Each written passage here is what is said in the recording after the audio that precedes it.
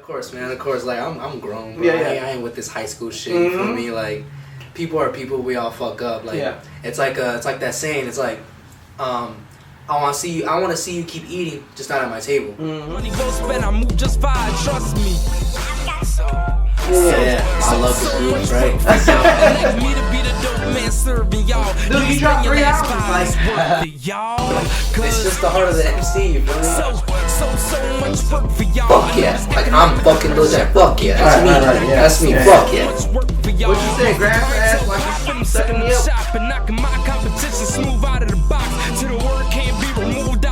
Sky ain't the limit. There's footprints on the moon. You feel me?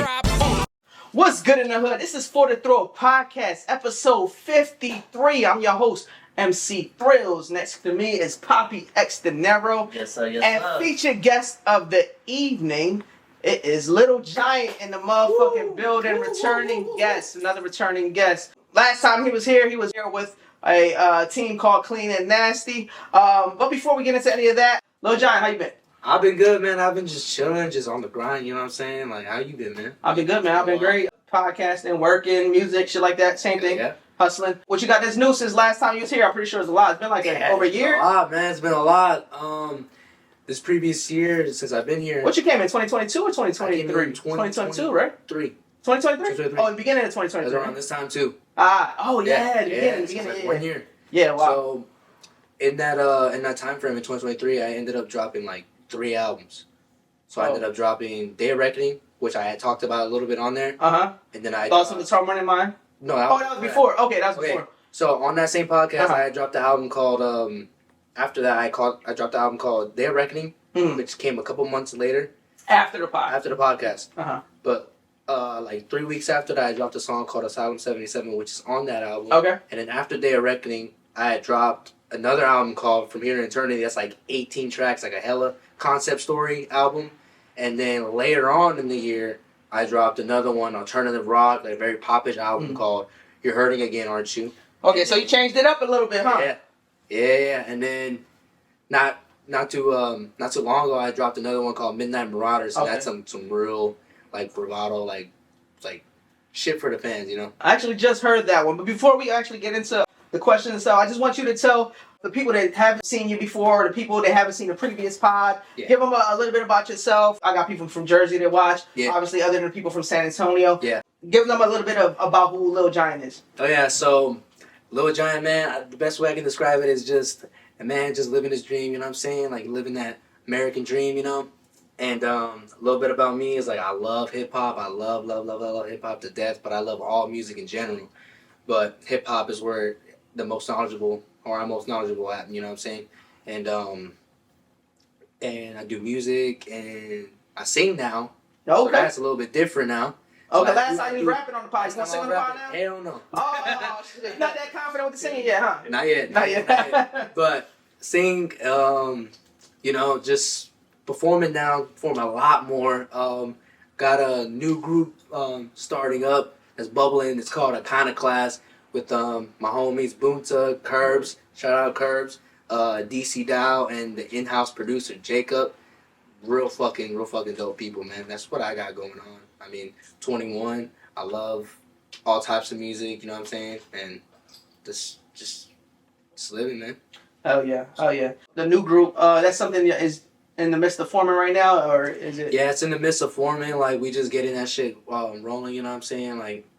We all got the plan, you know? Like, it's just 5 individuals that all have the same goal. Different paths, but the way the stars aligned and shit for us, it came organically. Nothing was forced. Okay. So we're like, well, fuck it. Like, might as well, right? Like, let's combine all these entities into one and just kill shit, you know what I'm saying? Nah, hell yeah, I respect that. So it's going to be 5 of y'all, all y'all rap? No, it's 4 of us rap, and 1 of us is the producer. Oh, the 4 and the producer. Yep. Gotcha. Yep. We actually got 2 people behind the scenes. We got, DC Dow? DC Dow and my motherfucking boy Boonta, man. Okay, Boonta and DC Dow. They behind the scenes. They're chilling. They watching right now. Yep. Just finished a meal. Shout out to It's Hitting Kitchen. Hell yeah. I mean, we just fucked some food up. But yeah, see, if I don't speak about when you were here before, it'd be kind of weird. I know you're no longer with Clean and Nasty. Yep. And now moving into the new group, I know you said that this formed organically. You kind of said something similar about the last group. And you also said you're going to do it until the sun goes down? Did the sun set over there? It's set pretty quickly. Yeah. You know, just life, man. You know, like, still respect the guys, still kind of talk to some of them, but people change, you know what I'm saying? People change, time passes, you know. Like, a good chapter always has its ending, you feel me? And I just look at that with no regrets, you know.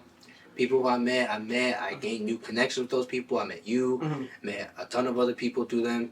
But, you know, like, it just ended, the sun set it, and, you know, now I'm moving on to the next chapter, you feel me? And that's with Iconaclast, and that's with Boomta, that's with DC, you know? DC's been my boy for like 4 years. He's been actually, you brought him up on the last podcast. Yeah. He's been my boy. Like, he's been there. He's seen all of that, you feel me? Yeah. So, it's just moving forward and just progressing, you feel me? Because I don't look at anything like a failure. I feel like setbacks only set ups for success, you feel me? And that's how I just live. See, I see it like sometimes you got to go through failures to meet success. Because I feel as though if you don't touch them failures or touch them points, you won't succeed, because then you won't know what it is to fail in order to win. So you got to know how to lose in order to win. You know what I'm saying? Yep. I mean, I'm not sure 100% exactly what happened with that situation, man. But I do wish y'all the best in that current situation, both sides. But I want to go back to before Clean and Nasty. You told me you was a part of a group called Killmatic. Yeah. Yeah, let's talk about that. Let's get the viewers some more insight on Little Giants. Yeah. My luck with groups, right?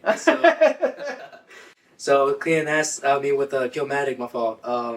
That went through like 4 or 5 different versions, and the reason for that is different members or what? Members, different members and shit. And so, for all the viewers listening, it has started in 2019, all of 2019, right? And it was like on some Wu-Tang shit. You feel me? It was like, I don't know, like 7, 8 people, all the same goal and stuff. But what I had found out was the mode, like, they wanted to do stuff, the drive wasn't there. You feel me?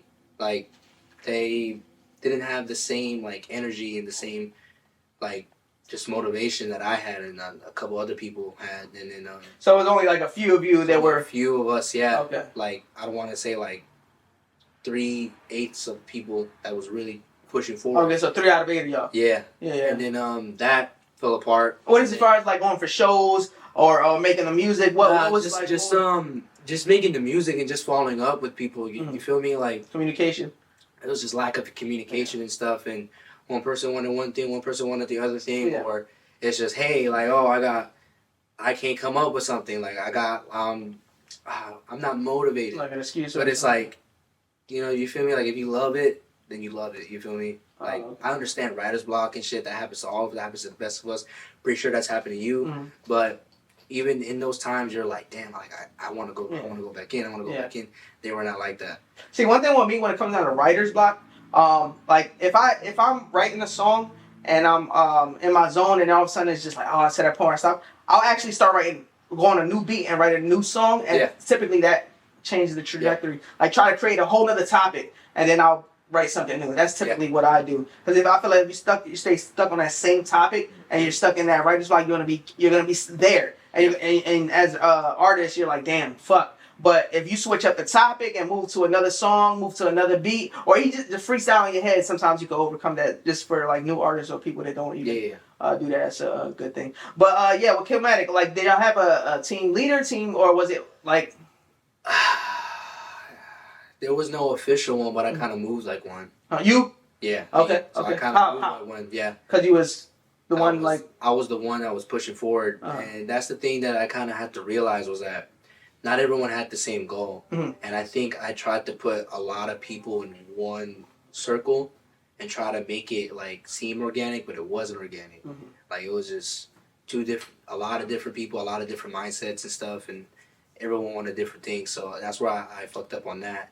And then there's another version of them, and it's like, it just kept coming. It was like the same old thing until like maybe like the 4th.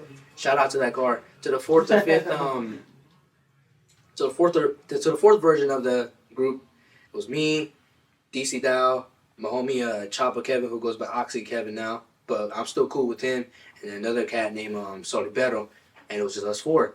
And that actually got we actually got the ball rolling with that. Like, we had some songs out, like, we're moving around with each other and shit like that until it got to a show that we had to do. And that's when the cracks started breaking. And because one of them, not saying who, he'll know who he is, not saying who, but kind of had like a little power trip.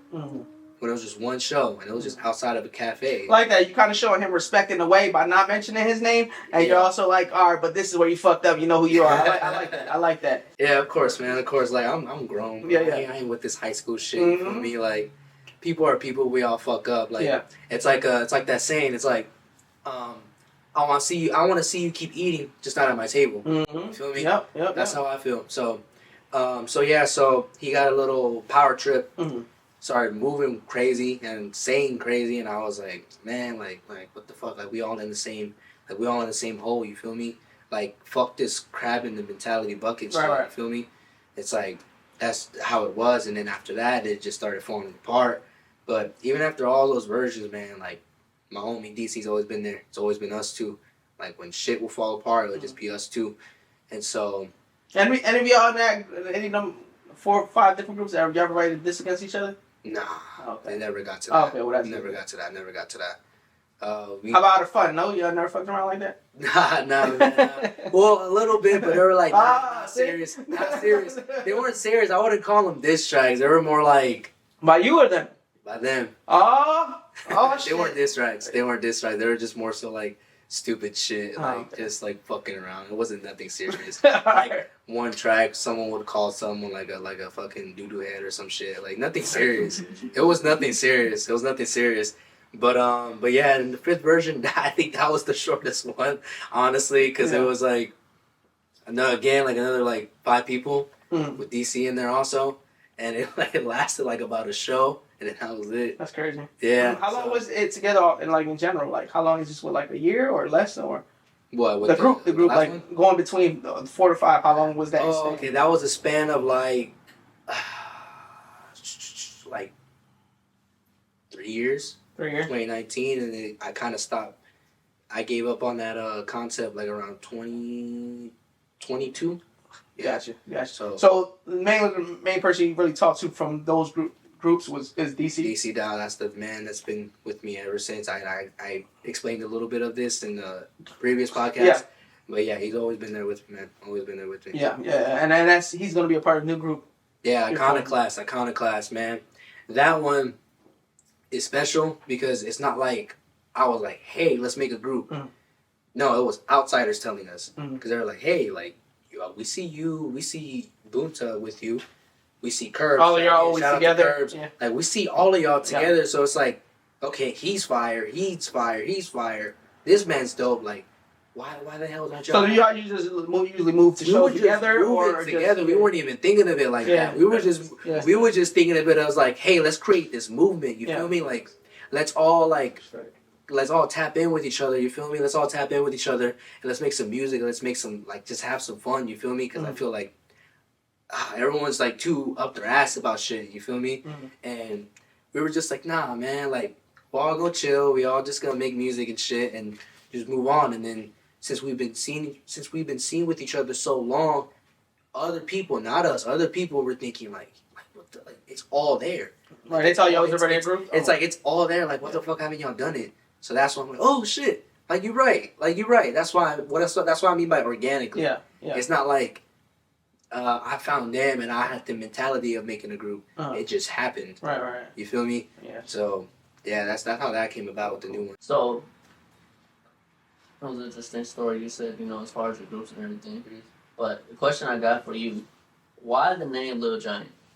Why the name? So a lot of people think it's because of the movie Little Giants. I ain't gonna lie, I was thinking that. Yeah, but that's not the case. Other people think it's the New York Giants. That's not the case. I mean, I'm from fucking Texas. You feel me? So I'm not gonna go for no New York Giants. But the name actually came from an eraser, a dry board eraser, and that's where I got it from.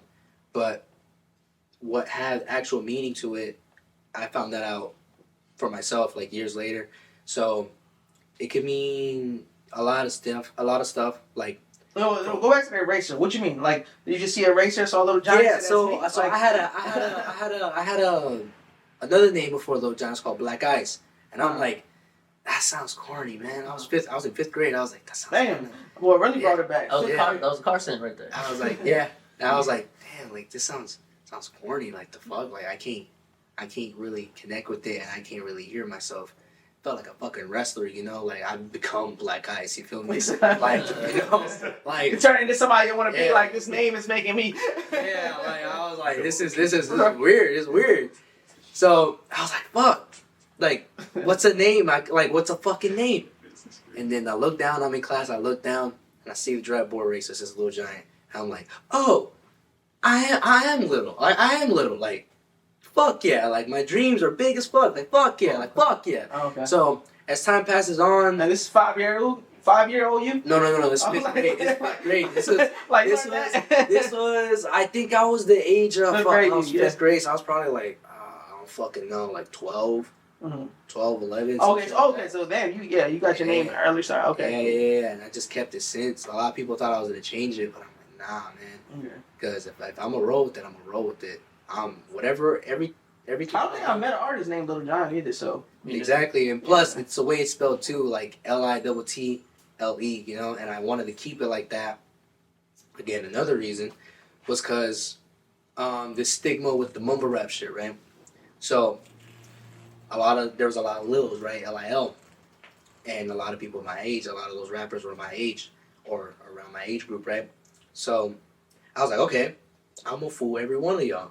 I'm gonna call myself Little Giant, but I'm gonna spell it how it's supposed to be spelled. And not only that, but I'm not gonna make the mumble shit. I'm gonna go ahead and do some boom bap shit. So it's intriguing.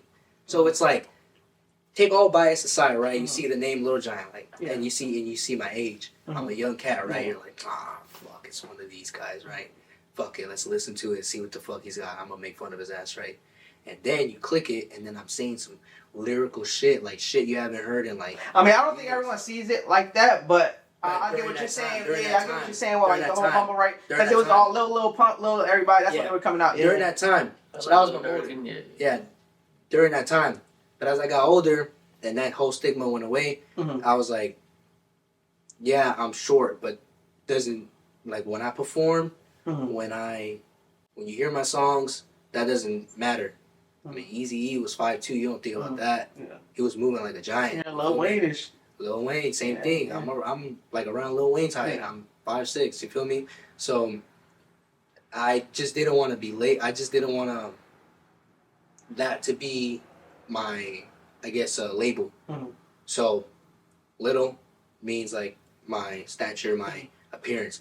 Giant, however, is when I'm on that stage, Your when I'm craft, on that yeah. mic, when I'm on the craft, you feel me? Cool. Larger than life type shit. Yeah. So, yeah, it's a long-winded fucking answer, but yeah. That was a good question. That was a good question. Yeah, I had a feeling there was some type of history behind it. Yeah.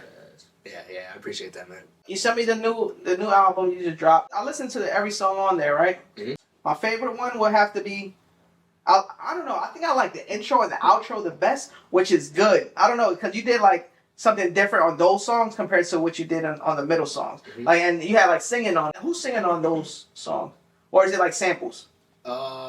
So for Can I Be For Real, that's me. No, it's the last song. No, Oh, the last one? Like it's an outro. Off top? Yeah, off That's top. me. There it goes. Yeah, Okay, that's that's me. okay. I fuck with that. I know Can I Be For Real. So actually with Can I Be For Real, I wanted to ask you too. You just reminded me. Can I Be For Real? What made you like? You went off the Lloyd, right? Like that's Going on to what? off of Lloyd. Oh, yeah. Yeah. So what made you do that? Man, because... Or what female made you do that? Or better question. Nah, it was just the feel of it, you feel me? Like... What you say? Grab her ass while she's sucking me up? What you No, say? that's bedroom fantasy. Oh, bedroom. Oh, That's bedroom fantasy. okay. That's the better. one You make- right you after make that, some right? song. Okay. Yeah. So, what you call it? Can I Be For Real? So... Well, that- both of them for ladies, right? Huh? They both for Both ladies. of them for ladies. Okay. Both different, Two different- feelings. oh, Two same different girl. feelings, but... Yeah, same girl. Same girl. You thought about it, Same girl, but same if girl, you're same with girl. somebody, that's a good answer. No, I am with someone. Okay, okay. It was for the same girl. Okay. But what you call it? Yeah, like so. That was funny. for Can I Be For Real, it was just the inspiration for like just that how she makes me feel, like the love and all that, like it's connection shit, you feel me? And I was like, you know what, like I'm gonna make a love song, and I've made love songs before, but I wanted it to be like as intimate as possible, you feel me? But at the same time, choosing that Lloyd sample, I kind of wanted to make a feel of like you could just bump that in the car, you feel me, late at night, like the weather, how the weather was like a couple days ago, all foggy and shit, and you just listen to Can I Be For Real, and you just in that zone, you feel me? So that's what came about with that, like deciding going with that and shit. And as for the singing, again, it's just to sharpen my skills on that a bit more. Yeah. Okay. Yeah, definitely. What's your favorite song off that project? My favorite song would have to be it's either Off Top or Neighborhood Watch or Can I Be For Real. It's one of those three. Oh, you know what? Which one I like too? Something with angels. Was it Little City of Angels? City of Angels. That's everyone's favorite song. So if I have to pick, that's my favorite song. Yeah. I just like the way you flowed on it. Like you started off flowing on it, and who was on the track with you? Guts Westbrook. Shout out to you, Guts. I fucking love you. Yeah, he was flowing on that. Yeah. So y'all both did y'all complimented each other well on that track. Out of the whole album, I would say that's my favorite right there. Yeah. So I mean, and if you're saying everybody else is saying the same thing, you should push that song more. Yeah, definitely get some promo behind that. I don't know if you got a music video or something like that. No, we ain't got it, but we can do it. Yeah, start working. And if you need a video, man, throw us from the photography. Of course, we make that happen, man. Of course. But on this album, on the same album, I'll actually let him listen to a few songs. You got any questions on that album? The one I showed you earlier. Not really. I mean, he came with the energy. Yeah, you was talking with I think I showed you Off Top, and what was the other one? I forget the other one I showed you, but I know the one I showed you Off Top, because we were talking about like the old school vibe. Yeah. Since he's a younger artist, so that's rare. So that's what we're talking about. Like that's rare. You being a younger artist, but you got kind of like that old school feel, especially on Off Top when you was ending it. That was definitely more like old school type. But let's talk about that. What made you step into that genre? I know you spoke on it a little bit, but I know you wasn't really got too in depth last podcast because there was 3 of y'all, and now it's just you. So you got some room to. Hell yeah, man. Well, I just always loved that genre. You feel me? I've always loved like the people performing, because I feel like, to me, everyone's different. You don't have to do this, but for me, I felt like it was important to go back and see where it came from, how it started, who laid the foundation and shit like that. You feel me? Like who are not only the key factors, but who were the people who weren't getting that love during that time. And I just learned from that. I learned from everybody. I learned from again, like some of the rappers I named the last time. I love Cool J. I remember you said, J. Learned from like Big Daddy Kane, Rakim. Yeah, you said Big Daddy Kane. Yep. Wu-Tang, Big L, like all those guys. You feel me? Like even some of the females were coming with it, like Heather B and like all of them. You know? Okay. Feel me? Yeah. So real rough, rugged. You know, but yeah. So excuse me, but and also at the time when I was listening to all that stuff, it was kind of dying out.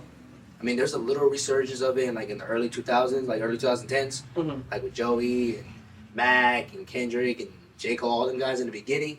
But as they progressed, like actually on City of Angels, I hear like a piece of Kendrick vibes. It's like you was in your Kendrick bag, you was listening to some Kendrick music. I feel like that's what you came off when you starting off that song with on some Kendrick vibes. Yeah, but yeah. So as for the old school stuff, man, like it's just something I love. You feel me? And I feel like I don't try to do it as a nostalgia act. You know, I feel like sometimes it could come across that, not for me, but like other people do it and shit. But I just love that culture. You feel me? Like I just love all of that, man. And if I'm able to bring that back just a little bit, it takes a whole nation to do it. But if I can bring that back just a little bit, if I could be that key factor for that, then by all means, man. By all means. Oh yeah. So who you listen to now? Who am I listening to now? Yeah. Man, I'm still bumping that JID, man. Still bumping that JID. And what else? Ice Spice, pretty dope. Okay. Ice Spice, pretty dope. Okay. Fun vibe. What was your favorite song from Ice Spice? I think In Her Mood. Okay. Ice Spice, I think that's my favorite. But yeah, man, like I said, like I don't judge anyone and like any artist nowadays. You feel me? Like I love everyone, man. I listen to everybody. Versatile. You feel me? And because I want to learn more. I'm still a student of the game. Yeah. Even though like I'm in it, technically I am in it. I'm still a student. You feel Of course. me? So I want to learn. Yeah, because once you stop thinking of yourself as a student, that's when you fuck up. I'll tell you that right now. Yeah. Yeah, because then that's when people get cocky. Oh, I don't give a fuck. I ain't gonna learn no more. I think you should always learn. I think you should learn to the day you die, honestly. Yeah. Just If keep you're learning. not moving forward. Especially if it's something you love. Yeah. You something you love, like it's your craft, it's music. Yep. Whatever it's in, though. It could be in artistry. It could be in fucking, if I want to go ahead and write this book, whatever it is, I think you want to keep learning. And that's how you get better as an artist, as a musician, as an entrepreneur. Like, where do you see yourself in the next 5 years? Next 5 years, on the big stages, baby. On the big stages, faces everywhere and shit. You feel me?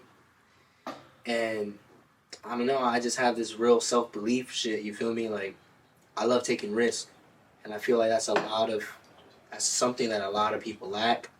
Is taking risk. Is that they are too content with staying in a little bubble. Not me. I mean, like I said, some of the rappers that I grew up idolizing, like Eminem, like a LL Cool J. You look at them, you feel me? Like, I mean, LL did I Need Love like what, 87? Yeah. And it wasn't even known to be doing. It wasn't even like the motive That to type do a love of song. yeah. But he still As a did it rapper, as a especially rapper yeah. too. And like, so if he could do it and he's doing fine, what the fuck makes me feel like I can't do it? You feel me? Not trying to copy him, but it's like, why can't I do it? You gotta think about it like this, like with like when Drake first came in, Exactly. like they were all making fun of him because the singing and shit like that. But this been going on, always since back from LL. But then if you look through the line, who was another one that was doing shit like that? Ja Rule. Ja Yep. And then 50 Cent makes fun of Ja Rule, but 50 Cent does it too. 50 Cent does the singing. It's a melodic sound. And then like if you see from all the way back then from LL Cool J, and then you see Ja Rule do it, and then fucking 50 even to 50 Cent doing it. So I mean, so now it's a whole different. It's actually melodic rap where it's a whole genre in itself of rap. So like I think from LL Cool J, I think that's how that. Yeah. But like I brought up LL. Because one, like I idolize that man so much. I know it's rare to hear someone say that and say that name specifically, but Well, yeah, nowadays, yeah. like what you call it? But it's just the risk, like not giving a fuck. You feel me? Like just going balls to the wall, see if it fucking sticks. You feel me? And I feel like what you call it? I feel like you just need to have that, you know. So that's where I see myself in 5 years, because I feel like all those risks will pay off. If I fuck up, I fuck up, right? I'm gonna take responsibility for it. I'm like, all right, you know what? Could have done it better, so let's move on. You feel me? And it's just a lot of dedication, a lot of time, and that's where I see myself 5 years, man. In them big ass stages, and you know, just TV, all that shit. I'm trying to do all that. Let's talk about the other projects you dropped in between, because I know we kind of like jumped from the older project to like the newer project. Yeah. How about in between? Let's talk about those projects in between now and then. Well, I mean, it depends on which one you wanna. Let's start from what you dropped right after, like the 4 months after the podcast, and then let's start from there. Day of Reckoning, man. Yeah, Day of Reckoning. Whew, Talk about that. That was a crazy. That was just rap. That one's like horrorcore, like gore, like crazy. And this was okay. So that was after dropping Thoughts of Tormented Mind. Okay. So a little story on that. Thoughts of a Tormented Mind. To anyone who's heard it, what you call it? The story ends. The album ends with me dying. Losing the fight with the devil. So Day of Reckoning is supposed to basically be that entity in me. That's why it's real gory. That's why it's real like aggressive. So like the devil jumped into you? Yeah, and I'm saying some crazy shit and all that, right? You trying to join the Illuminati? Nah. So there's all concept, man. Okay. And I want to give the viewers some perception, man. They don't know who you are, so yeah. I'm chill with that. I'm chill with that, man. But yeah, so that's what that whole album's about. That's this is concept. This is art. This is art. Yeah. It's art. Feel me? Blended into the next album and shit. So yeah, man. So Day of Reckoning, I had dropped a Asylum 77 song called Asylum 77. That's on the album.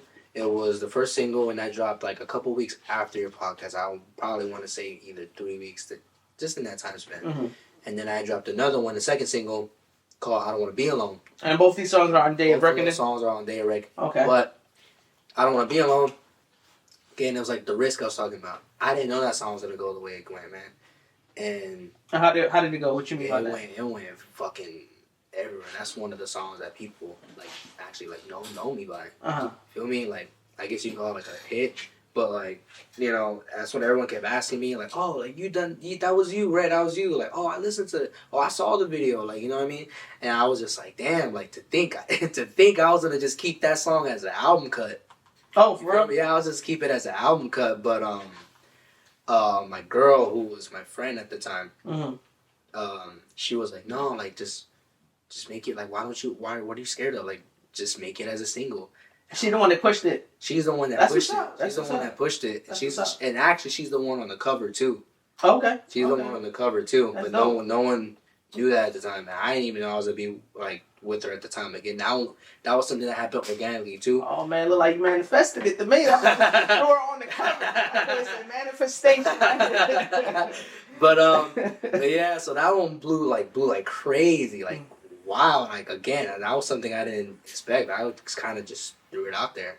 Can you talk about it? Okay, so I didn't put her as a cover to match the song because I didn't think she embodied it, and it like I just put her on the cover because she was real pretty. And like, I put her on the cover because she was pretty. Because she was real pretty. And what you call it? And then I edited the picture a little bit, and it just matched the ambience of the song. Okay. That's why. So her being on the cover has nothing to do with the topic. Okay. However, the topic. So what's the song about? So the song "I Don't Want to Be Alone" is about how I don't want to be alone, motherfucker. basically, but it's like you're in this position where you know you have to move on, but you're refusing it. But you see it. You see it like fucking up. That could be with a relationship. That could be with friendship. That could be with anything. Yeah. You see it falling apart. You just don't want to move on. You don't want to be alone. You feel me? And it's just a matter of like acceptance. Yeah, with whatever type of relationship. Like coming to terms with it. Okay. Like in that song, it's basically like me coming to terms like, oh, like, you know what, this isn't going to work out. Like, but you've done so much for me, but it's like. So after you separated from Clean and Nasty, you dropped that? No. I was still in it, man. Yeah, I got y'all fuck with you. That was good, though. That's good. But then a couple months after that, I want to say like 3 months, Day of Reckoning drops. Day of Reckoning dropped on Cinco de Mayo. And that drops, and again, that was a very good album for me. It went crazy. There was a lot of hype behind it. Again, like following up with I Don't Want to Be Alone. It was crazy, and I dropped it, and it just was a success. You feel me? Was that one of your favorite albums there, or what? At the time, obviously my favorite album was always gonna be my next one. You feel me? But that one went well. I had a lot of like, again, it was like horrorcore. It was real aggressive, like just crazy. How many songs are on the album? 14. 14, okay. 14. Is that your go-to number? Because I think you said the same thing about Thoughts of the Tormented Somali. You said about 14. 14. Yeah. And then, so then after that, a couple months pass, and then I start to roll up again for the next album. But for this next album, I kind of wanted to play with that Adult Swim stuff. It's called For Here Eternity. For all the viewers listening, it's called From Here to Eternity. The one after Day of Reckoning. The one after Day of Reckoning. For Here Until Eternity? From Here to Eternity. To Eternity, okay. From Here to Eternity. Okay. And, so are you still playing off the concepts? Yeah. Oh, okay. Yeah. So I'm getting to that. So. Okay. I dropped a single called A Giant Brunch with the homie Mike Brunch. Shout out fucking Mike Brunch. Mike Brunch, okay. Mike Brunch. It's called Giant Brunch. It's a fun little name. Nice. Yeah. Put your other words, your names together. Yeah. There's no really topic. It's just some rap shit. Okay. Know I mean? But and then after that, I dropped a song called Back to Earth. Now that one was crazy. That one was the one that just fucking skyrocketed. Back to Earth? Back to Earth. And this was on the same album? This was on the same album, but it's a full singing song. I don't rap at all. It's a full singing song. And the story behind that was, so I'm in long distance, right? I'm in a long distance relationship. And I had went to... With your current girlfriend? With my current girlfriend, yeah. Okay. And... Oh, at the time y'all were just long distance. No, we're still long distance. Oh, you still... Okay, gotcha. So... Okay. But I Don't Want to Be Alone, we were just friends, and then a couple, like, literally weeks after that, we got together. Okay. So from that to from where we're at now, we're still together. But she was with me when Their Reckoning dropped, all that shit. So I went to go visit her, and I was coming back. Like to home and stuff. And I don't know, I just had like these beats saved because I was on a plane and shit. Again, this was my first time traveling, but I went to go travel to see Oh, so she lives out the state? Yeah. Okay, gotcha. So it was my first time traveling, but I made that effort because I'm like, no, like I feel it, like this could work, you know, like this, like I feel it.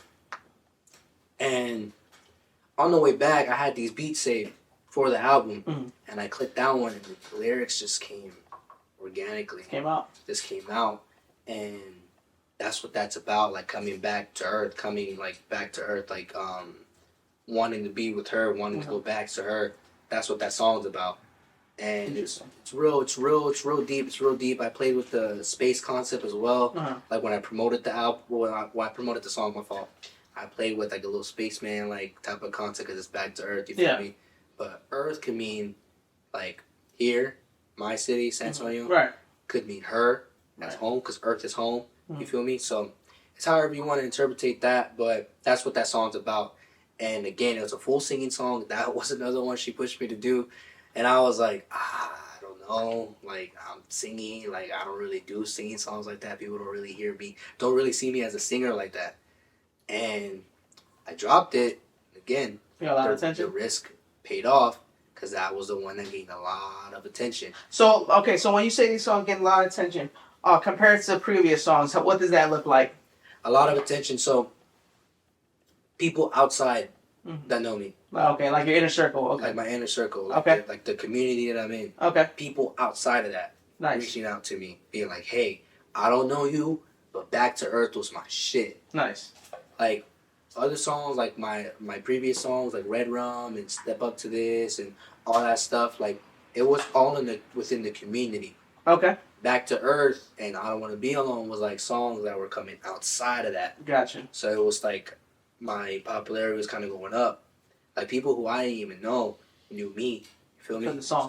So that's what I mean by it gains a lot of attention. Because I don't want to say hits because it's like I still got a long way to go before I get called them that. You feel me? Right. But it just garnered a lot of attention, and then after that, I dropped From Here to Eternity, and From Here to Eternity is the conclusion to the Torments in Mind story. Ah, interesting. What was it? The last one? The last one is called From Here to Eternity. No, the last after that. Day of Reckoning. Oh no, after or do you go into midnight after eternity? No. So what comes after eternity? So it's Thoughts of a Tormented Mind. So the story. Okay, yeah, go ahead. Break Thoughts that of a Tormented Mind. Uh-huh. Day of Reckoning. Uh-huh. From Here to Eternity. Uh-huh. And that's where it ends. That's where the story ends. Oh, so that concludes the story. Gotcha. So there's two like concepts going on in that also. I wanted the whole album to be like a trip.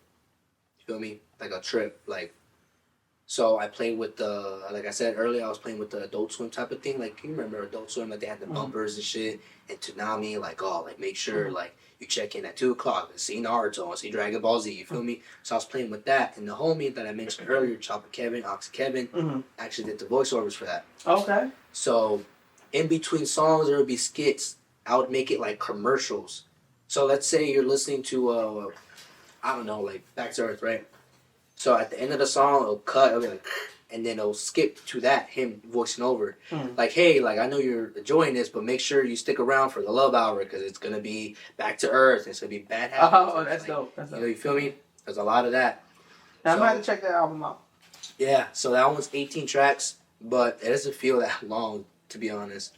Like, I know... Like, how long are the songs? They're like 2-3 minutes, the longest being like 5.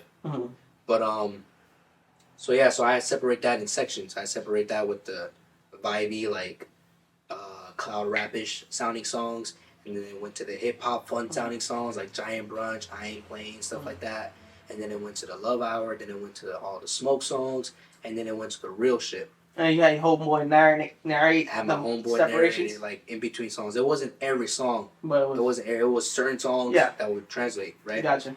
So again, it was a trip. The album's supposed to be like a one big fucking trip. That's dope. Right?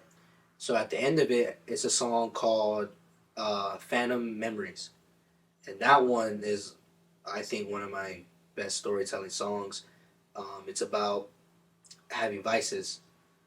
The first verse is about weed. The second verse is about drinking. But I explain it in a way where it's not like you have to actually listen to it, because when you hear it, it's like, oh, like, you know, like being in the club, you feel me? Like, oh, like this dope, this dope. You actually start hearing the lyrics, it's like, oh, this shit's sad. But when I'm referring to weed or when I'm referring to drinking, I will refer to them as that. I'm referring to them as women. Like, oh, I meant, like, I don't know, I met Mary Jane at the club. She kissed me. I got all, like, I don't know what the fuck I was thinking. Like, I was faded. Like, little words like that. Right. Is, you know. You play with words a lot in that song? With words, yeah. That's dope. Yeah, so after that, it ends, and then my homie says, oh, this concludes the From Here to Eternity program. I'm glad you enjoyed us on this ride, but now it's time to wake up to reality. So then the ending song is called Saturday Morning Cartoons, and that's probably one of the, like, deep songs. It's basically saying that in the concept, it's basically saying that, like, I'm not content. I want to go back when I was a kid, because, like, the world fucked up my innocence, and now I can't. I just want to go back to this innocence where I didn't know nothing, where I was with my cousins and all that stuff, right? But I skipped I'm sorry. I skipped over a little bit thing. So From Here to Eternity, the reason why it's 5 minutes, because that skit where my homie says, like, oh, this is the end of the program, time to wake up. But then it cuts, and then it replays the speech that plays at the end of Thoughts of a Tormented Mind. So it's one big fucking loop. It's going back in a circle, yeah. One big loop. Basically saying that you can't escape it.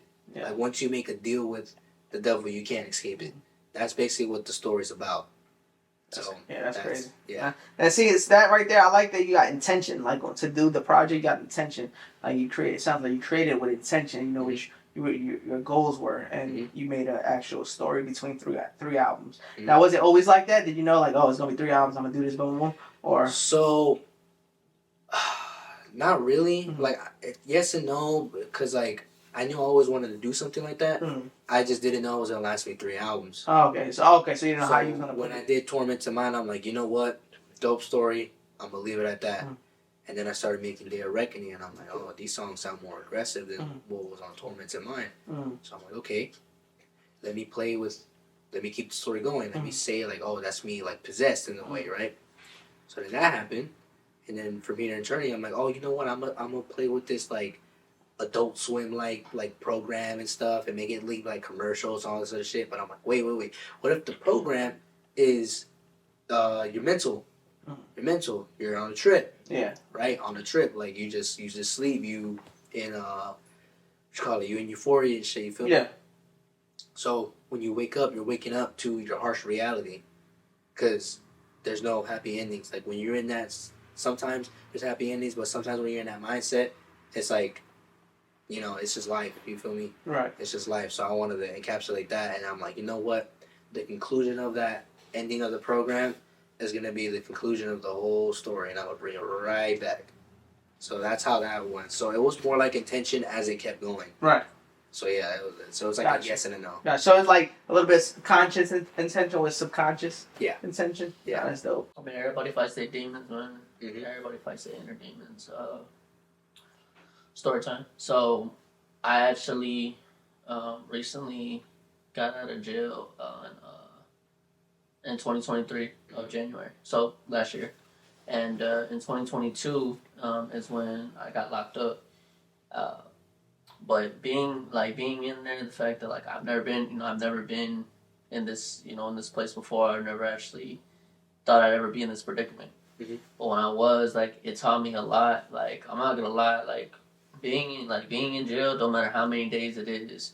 You know what I'm saying? I see a lot of people talk about, like, if you're in prison for this long, you're in jail for this long. Me personally, but this is just my own opinion, is, like, I don't think, like, the length of it matters. Like, if you never experienced it, I feel like it could actually hit you more. Because it definitely hit me more to where, like I thought of, like, some, like, man, I just want to go ahead and bang my head towards this toilet. Yeah. It'd just be, like, knock myself out. Like, I just want to be done with life already. And, like, it took a while, man, but when I got out of jail and everything, And the fact that I got my kids back in my life, like, Congratulations. it definitely was like the inner demons. I had to fight back. Yeah. I had to fight them back and get them out of my world because I got my daughters back. Yeah. The whole time I was depressed. That's the reason why I went to jail, because I was depressed, but I was also trying to keep my woman at the time happy. Yeah. You know what I'm saying? Yeah. But them inner demons, there's something else. Yeah. They definitely are. Yeah, that's what I was trying to encapsulate in that album. And sometimes there is happy endings. Sometimes there isn't. Sometimes you don't win. And What massage place you go for those happy endings? Alright, he brought the mood. Not be sad. I know y'all was a little down over there, man. Nah, but like it's real. You feel me? Like it's Nah, real. Like I feel like it's stuff that needs to be addressed. You feel me? Especially like in hip hop. You know, like we got our songs and our emotions and stuff like that. But there's still that notion of like stay hard. You can't show no fucking emotion. You feel me? Right. And we talked about a little bit about this last time. Yeah. And sometimes, you know, those stories don't have happy endings. No, yeah. But people don't want to tell that. Right. Because of how depressing it is. Mm-hmm. I'm, again, taking the risk. I'm going to take the risk. Be like, you know what? I'm going to tell the story. It's not going to have no happy endings. It's like, it's just the way it is. I don't win. I don't win. After 3 albums, I don't win. You feel me? So, with you, I'm so glad you're doing good, bro. And congrats on everything, man. I appreciate it, Mike. I love to see everybody out, and you feel me? I know like how hard it can be. I was never personally in it, but I see how it fucks with your mental, and and I'm just happy for you, man. I'm so glad you had your way out. You feel me? So with that story, I was trying to encapsulate that fighting the demons, but sometimes you don't have that way out. Sometimes you don't win, and you know just. Do you feel as though you won? Yeah, I feel like I've prevailed through all the hardships I've gone through and stuff. I mean, I'm standing here. Right. No, I'm glad you said. I'm glad you look at it like that way. Yeah. Definitely positive. And then so after the universe, now it leads to midnight. No, it leads to an album called "You're Hurting Again, Aren't You?" You're hurting again. Okay. Yeah. So what's funny is the album is called "You're Hurting Again, Aren't You?" The album is called "You're Hurting Again, Aren't You?" Okay. So again, with my fucking ass, loving to make stories and stuff. So what's funny about this album is they're like real softer. They're like alternative rock. I'm singing throughout the majority of the album. There's probably like 2-3 songs where I rap, and it's just one verse. That's it. But they're like softer. They're like alternative rock. I'm like, you know what? Again, like the risk shit. You know what? I want to do a full album like this. I want to do a full album like this. Because Back to Earth did so fucking good. I Don't Want to Be Alone did so fucking good. So I'm like, I could do this. There's hope. I could do this. Yeah. And again, my lady, she was also pushing for that too. For the album. And again, being a little show off. She's gonna laugh when she sees this, but I knew she liked rock. I knew she liked alternative rock. I'm like, I could do that shit too. Like, man, like I could do that. Yeah. So then I made a song during the time frame of Tormented Mind called Wistful Smile, which ended up being the first single for that album. She loved it. She fucking loved it. And I was like, fuck yeah. So then months later when I'm doing Day of Reckoning, I do another song. Called Drifting Away. So to put it in perspective, I was basically working like on 2 albums while I'm working on 2 other albums at the same time. Gotcha. So it was a lot of vibes, a lot of bipolar shit that was going on, man. A lot of different shit, damn. Yeah. But what I mean by stories is You're Hurting Again, Aren't You? Is basically a part 2 to a mixtape I did. My final mixtape on SoundCloud in a long time. My final. So the album is part 2 to a mixtape. Yes. Okay. And the mixtape, for anyone listening, it's on SoundCloud, Little Giant. It's called Don't Ask Me If I'm Okay, I'm Doing Fine. And I did that when I was in a dark fucking place. And again, like we were talking about last time, music is therapy, right? Yep. I didn't have no one. Yeah. Except maybe DC, who's behind the scenes. I had him. But there's just times where you just have to go through your own battles. Yeah. And I was going through that. So I'm like, let me find my vice. My vice is music. My vice is the pen. My vice is the pen as in writing. My vice is recording. You feel me? Getting that euphoric feeling from it. So I did all that. And the vibe on that was just straight like drumless beats. There was hardly anything on that beat. It was raw. It wasn't mixed. Like it was just raw. Like raw motion, raw that. But at the end of that album, it's a happy ending. Like, oh, like I found love in myself. You feel me? So the part 2 is basically saying like, oh, you're hurting again, right? That's what that's about. So yeah. How many tracks that was? You're hurting again. Has 11 tracks. 11 tracks. Oh. 11 tracks. 11 tracks. And then now. And now after that goes into Midnight Marauders. Okay. Yeah. But Midnight Marauders again was another risk-taking moment because I'm like, you know what? I'm having all this hype to my name. My name's building. I'm doing all these shows. You feel me? Mm-hmm. Like it's building up. Like the songs, like I don't want to be alone. Giant Brunch, Back to Earth. You feel me? Like these songs are like From Here to Eternity. It was 18 tracks and that shit did amazing. People love that shit. That's some people's favorite albums for me. And it's a long ass album. Yeah. So I'm like, damn, I'm doing all this dope shit, all this hype. I'm like, you know what? I want to take a risk. If I have all this hype, I want to see how much hype I have. I'm going to do no promotion. I'm going to do no lead single. No hints, no nothing. I'm going to just make an announcement. Boom, the cover's here, track list is here. See y'all fucking Friday. And I did that. And it came literally 2 weeks. Wait, how long it took you to do that album? Midnight Marauders? Mm-hmm. I was doing that between You're Hurting Again. Oh, okay. You were working on. Yeah, okay. And then again to bring up Auntie Kevin, Chopper Kevin, he actually executive produced that. So he was helping me. He was feeding me the beats. He was like, you know what, you should probably do this, or like, you know what, I would want to see you on this sound, or you know, you feel me? So I give props to him like that for doing that. And what you call it? So when I dropped Midnight Marauders, again, there was no lead single, there was no hits, no nothing, and I literally dropped that 2 weeks after I had dropped You're Hurting Again. So it's like, oh, y'all loving this, boom, different vibe. Here y'all go. Something new. Yeah. Being versatile. Yeah. So out of all your albums, what's your favorite album so far? I have a lot of favorites for different reasons, but the one I find myself going back to is Midnight Marauders and From Here to Eternity. So I love those a lot. Yeah. But again, I have a lot of favorite albums for different reasons. I feel like I enjoy them, but I feel like my best is yet to come. I feel like I still haven't made my best album. Nice. I made my most popular. Yeah. I made the one that garnered the most attention. For the time being. But I haven't made my best. Right. I haven't made an Illmatic. I haven't made a To Pimp a Butterfly. You feel me? I haven't done that. And I'm still working towards that. Oh, yeah. That's good. Yeah. I feel like how you were saying, like, music is therapy. And y'all go ahead and drop y'all's comments, you know, when this podcast comes out. How do y'all feel? Why is it that all these companies are against headphones?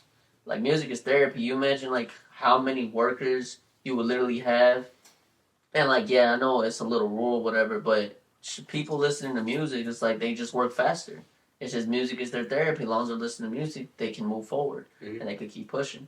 But that's that. Question I have for you is, out of the 5 hottest rap artists in San Antonio, who's your number 1? Well, actually, who are your 5? Your main 5? My main 5? Gotta go with y'all's recent guest, Set the Tone T.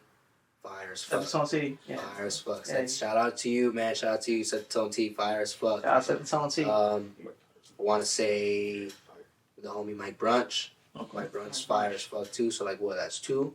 And then the last 3, the homies DC Thao, Curbs, Boomta. You feel me? And I'm not saying that because I'm biased. I'm saying that because it's real. You feel me? Like they're killers, man. Like they're killers on the mic, man. All different vibes and shit. Curbs can hit you with that melodic shit, but at the same time rip a motherfucker's head off. Boomta can drop knowledge on your ass. Okay. But at the same time, direct. DC, then like streets love the songs that he makes, you feel me? But at the same time, rip your head off. So we all have that common denominator, but we're all different at the same time. Different but similar. And the similar is our goal. Yeah. We want to push forward. So I would say that's my top 5. Okay. I would say that's my top 5. What's good in the hood for the Throw Podcast, episode 53. Hope y'all enjoying the episode as usual. Lil Giant in the motherfucking building. Catch For the Thrill Podcast on all platforms at For the Thrill Podcast. YouTube is at For the Thrill TV, but Spotify, Apple Podcasts at For the Thrill Podcast. Lil Giant, tell them where they can find you, my boy. Hell yeah, Lil Giant, baby. All streaming platforms. That's Lil Giant. And on Instagram and Twitter, Akil Session. That's AKIO_SEISHIN, baby. Good in the Hood For the Thrill Podcast, episode 53. Special guest, Lil Giant in the building. We doing our thing here. Host MC Thrillz, Papi X Dinero. Let you start it off, Papi X. Alright, so we were on the topic of the 5 artists. You know, you go ahead and name that. So the next thing, like, what made you want to pertain to music? Man, it's just the empowerment. I started music when I was at a rough place. I was in 5th grade. Mind you, I was in 5th grade. And I had almost lost my pops to cigarettes. Oh, wow. Lungs collapse, all that shit. I gotta get really too into it because Got a story for that's his business. I'm not gonna really put him out there. Sorry, Dad. I feel it. But yeah, like he's my hero. You feel me? I feel like every man's hero is their pops. You feel me? Especially if he's around. Especially if he's around, that's your hero. You feel me? That's who my hero was. And seeing him in that predicament, it just hurt. Tough. So I remember. You saying 5th grade? Around 5th grade. So I remember, and again, I had to be strong. I had to be the man in the house because I had a little brother. I have a little brother, and I had to look out for him. Yeah. You feel me? I had to be strong. And through that vice, I started listening to Eminem because he still loves Eminem. Mm-hmm. And I'm like, you know what? I'm going to listen to him. He loves him, right? So let me try it out. Started listening to him. I'm like, oh shit, he's talking to me. Oh damn, like. So your little brother put you on the. No, my dad. Oh, your dad. Out of curiosity. Oh, okay. I was like, let me listen. Ah, gotcha. Okay, so your dad. Okay, gotcha. So, I started listening to him, and I was like, oh my god, like, this is what I want to do. Like, I want to do that. I want to tell my story. I want people to feel like how I felt when I heard him. That connection, and. You know, so through him, I started going through the avenue of rappers. Mm-hmm. Like again, I just like the 3rd fucking time I mentioned him, but like LL Cool J and like Nas and Big L, Wu-Tang. I can go on and on, but like through Eminem, I found the gateway to hip hop, and I started listening to all these guys. I started listening to their stories, and I'm like, oh, I know people who are like that, or oh, I know a story exactly like that, or oh shit, that happened to me. Yeah. So it's just that empowerment, you feel me? Like, listening to these guys, especially when they're on their bragging shit, it's like, oh, fuck, like, they're pumping the chest out. Right. Pumping the chest out. So I'm like, fuck, I want to do that too, feel me? And again, like, me being at the stature I am, it's like, I kind of have to pump my chest out. Like, I ain't gonna be no punk, you know? Just because I'm smaller than you, feel me? So I always had that in me. So I'm like, you know what? Like, I just feel so empowered writing these words. And not only feeling empowered, like, myself, it empowers other people. Empowers like them to move on with their toxic relationship or speak up about the demons that they're fighting. Like you just did. You just told me a beautiful story, you feel me? Just based off what I was saying. And when I am going on my braggadocious shit and I'm saying those lyrical bars and shit, the crowd's reaction, like, oh shit, he just said that. Like, you feel me? So that's why I pertain to music, man. Like, it's just the connection, like the feeling of empowerment. Okay. Hell yeah. Nah, hell yeah. So, going back to like those, so that was the first time you got put on rap. Period. Was the Eminem or? Yeah. And well, I had actually heard my first rap song I ever heard and I loved was Lil Wayne's A Milli. Oh, okay. And after that was Heartless by Kanye. Oh, okay. So those are the 2 guys. My first rap CD I ever bought was the Carter 3. Okay. My second rap CD was 808s and Heartbeat. Oh shit. Okay. So I've always been familiar with rap. I've always kind of enjoyed it, but Eminem was that one artist that kind of pushed me into the genre, like, you know, just hooked me in. You feel me? Gotcha. So yeah. Like you stated earlier when you said the whole being smaller and shit. Like, what's the worst type of shit you went through just from like being shorter? Well, I can't really say that I was like bullied terribly. I'm not gonna like pretend to give you this sob story and shit. But to the people who are being bullied, like, yo, speak up, man. Like, it's all good. You feel me? Like, it's better than. And it doesn't have to be like that type of story. That type of bullying. You feel me? But nah, man. It's just the expectation. I get the laughs. I get the like you're too small. You feel me? Or like damn, like your girlfriend's harder than you. You feel me? Like all that little shit. And at first, I used to. How tall more is your girlfriend than you? Like an inch, 2 inches. Oh, wow, come on. But I'm not talking about the current one. I'm like, they ain't a big deal. I'm talking about previous ones. Yeah. Because I've had another girlfriend that was taller than me. But, and you can see the fucking, like, the difference with that. But, just little, like, comments like that and shit, you feel me? Like, oh, they put some shit on the top shelf trying to make me get it and shit, knowing damn well I can't get it. You feel me? And when I got into football, too, there's a lot of bigger dudes, so it's like, fuck, you know? But, how you overcame that shit? So, yeah. So at first, suck his chest out. yeah. So at first, that used to piss me off. Yeah. So I used to have a chip on my shoulder with that shit. That's why in middle school, the people who know me in middle school, I was real bad. And I didn't get into legal trouble or anything like that. I was just real bad. You feel me? Cause I wanted respect.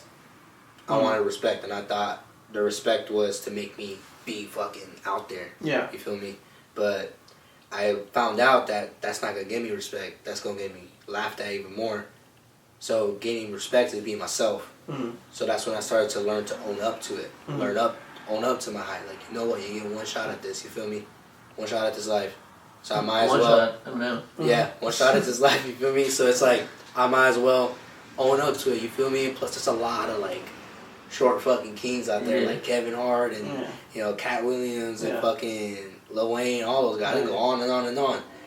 Again, so that's when I started loving my name, Lil Giant, a little bit more too. Because I used to get embarrassed. Yeah. Because it's like, you know, but that's when I started owning up to it. I'm like, fuck yeah. Like, I'm fucking Lil Giant. Fuck yeah. That's me. Right, That's me. Fuck yeah. So, build that confidence. Hell yeah. So I built that confidence up as I got older. Because, you know, no one's perfect. It's not like I was born with this knowledge. You feel me? Exactly. So, just owning up to it, you feel me? So, as to your question, like, what is some of the worst shit? Like, it's just little shit, like, just little comments, little laughter here and there, like, oh, can you reach this? Like, you feel me? Like, just little shit like that. Nothing too serious, but, you know, just some shit to overcome.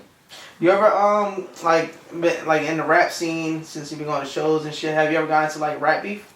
No. No? Because I think it's kind of played out. Because it's like, man, I'm not going to diss you over some petty shit, you feel me? I'm a man, root man. Or I'm assuming the people want to act like men, right? So it's like, no, we'll talk. If I got a problem with you, I'm going to talk about it. If that doesn't get resolved, right, so beat it. I don't mind doing a little, like, sparring, you feel me? Little subs here and there, but when it comes to... Like lyrical exercise? Like, lyrical exercise and shit. I throw a little sub here and there, but, like, when it comes to rap beef, man, I'm just over that, man. That's high school shit. I'm a grown man, you feel me? Like, plus, like, over stupid shit like that or some stupid petty shit like that and miscommunication get people killed. I mean, just look at Biggie and Pac. I feel like that shit could have got resolved if they had just spoke. Oh, yeah. If both of them, not one, both of them had put their egos to the side. Them, their team, their fucking... If they just put their ego to the side, and that's why I also have to watch who's around you, Yeah. I'm glad he brought that up, because how he was talking about, she was on the cover, and he only put her up there because she's pretty. And then look at Pac when he took a picture with his wife, and then he said... Oh, yeah, that's crazy. Yeah. So yeah, man, I don't do all that fucking rap beef and shit. I don't mind, like, doing lyrical sparring and there, little exercise, like, oh, you threw a little sub at me, okay, cool, I'll throw one back, you feel me? So I don't mind that, but if it bleeds out other than that, I don't want to do all that shit. And again, it's not me being pussy and shit. To me, it's not being pussy, it's me being smart. Yeah. Right. I respect that. So since you say that, but that because you said little subs and stuff. So it's people that did take jabs at you and what you're just. Oh yeah, in the beginning, like trying to test my skills. You feel me? Like, oh, you know, I'm gonna do a little bit something of this, and you know, I've thrown subs back, but that's where it ends. It like starts and ends there. Yeah. See, that's what I like.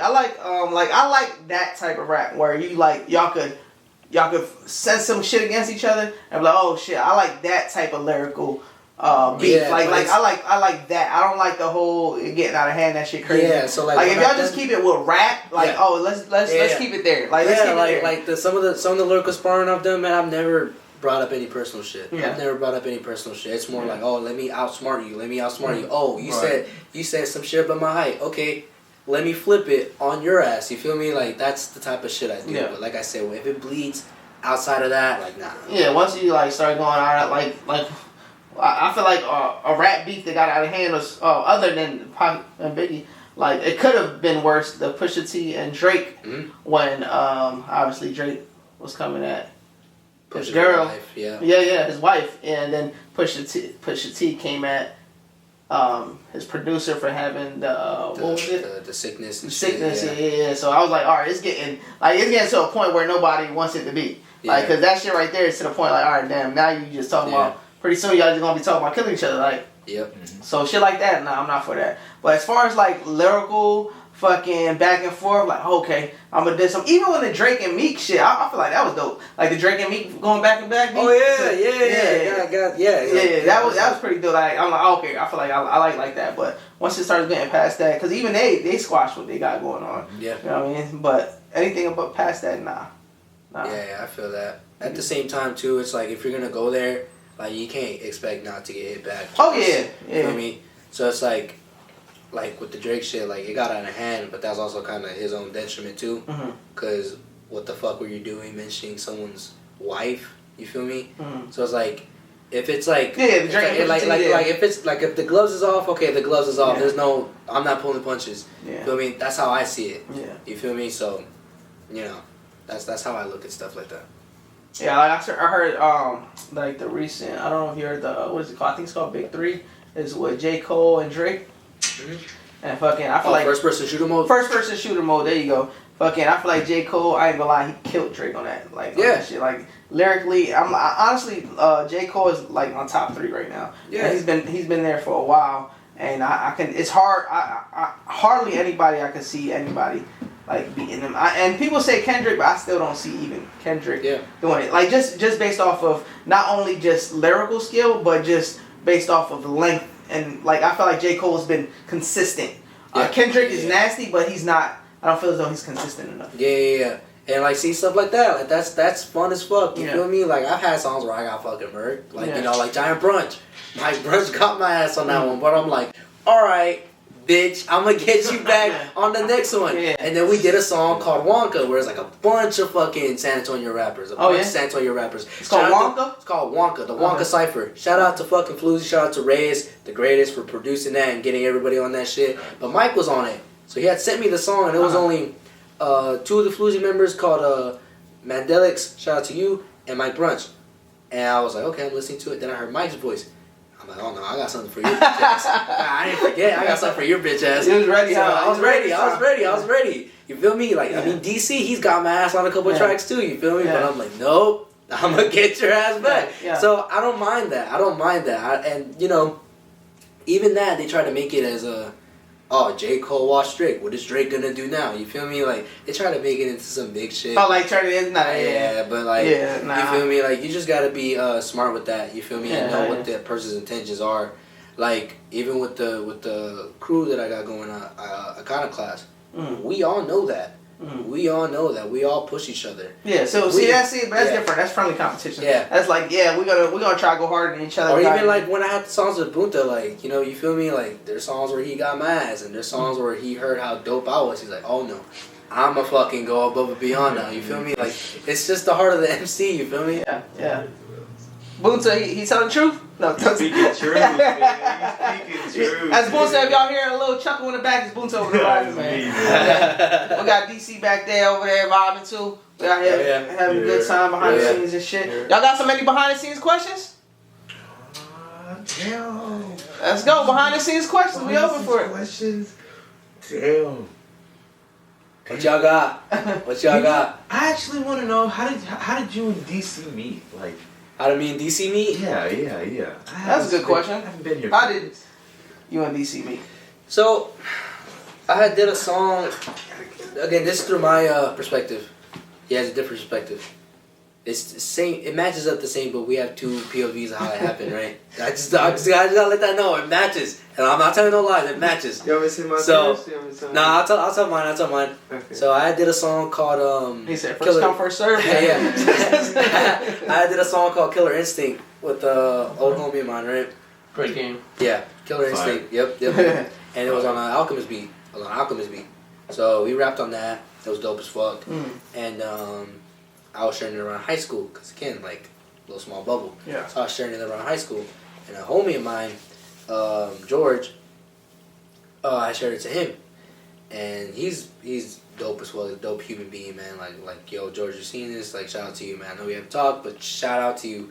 But it was real dope. So it turns out he shared the song and then shared it to DC. Because they're boys. They knew each other longer than I've known George. So he shared it to DC. Oh, my homie raps, check him out. So what I'm guessing... Wait. So he shared it with... DC. But I did not know who DC and was. DC said, nah, this is trash, bro. No. Nah, but from what I'm assuming, I guess DC had asked some questions, found my social, found my YouTube, and then that texted me randomly. I didn't know who the fuck this person was. I'm like, all right, let me answer it. This is back in what year? 2019. 19, okay. So I was like a year in. Okay, a year into rap. Okay. Yeah. So,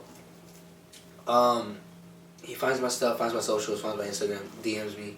He's like, yo, like, I love that song, Killer Instinct. I'm like, oh, thanks, man, whatever. I kind of just brushing it off a little bit. He's like, hey, I make music too. And I'm like, okay, like, let me hear some stuff. He's brushing you off like a fan, DC, he said. Because I didn't know him. I was like, oh, like, hey, thanks, man. Like, I appreciate it. Look, glad you love the song, At least you responded, though. Being formal and shit, right? So he sends me his shit, and at the time he didn't have like any like, I guess equipment to record. So his old songs were on YouTube, and there were it was a. Oh, so phone, he's saying your shit trash on the low. No. His phone was down on the. He being nice about it though. His phone would be on the table, and a beat would be playing from the speaker. And you recorded with the phone? That's crazy. No, like video record. Like with an older phone than what I have now. Oh my, that's crazy. crazy. So he would just put it up to my speaker. Like that. So it would be off. That's how you record music. You hear me press play on the book. Bro, that's crazy. That's crazy. So that's how I heard his music, but I heard the talent. I was like, hey. He was like, he got this man's dope. Right, he just needs better quality. So I'm like, all right, you know what? Like, we'll keep it. Were you recording in the studio at the time? No. Okay. No, so you recorded off the phone too? I was recording off the phone too. Dang, y'all was hustling, huh? But it wasn't like that. It wasn't like that. I was recording with my wired headphones. I was recording with my wired headphones. That would make it better, but yeah. No, it makes it better. I had some quality with it, man. So back then it was good, but I hope you don't do that now. No, I still do. What? Never. All the songs you hear? You lying. The song that you heard, that's through the phone. You lying. Yeah.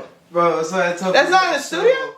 Do I have them on? Phones are a little bit crazy. That's crazy. This is all we use right here. That's all we use. So y'all don't use no studio equipment? No.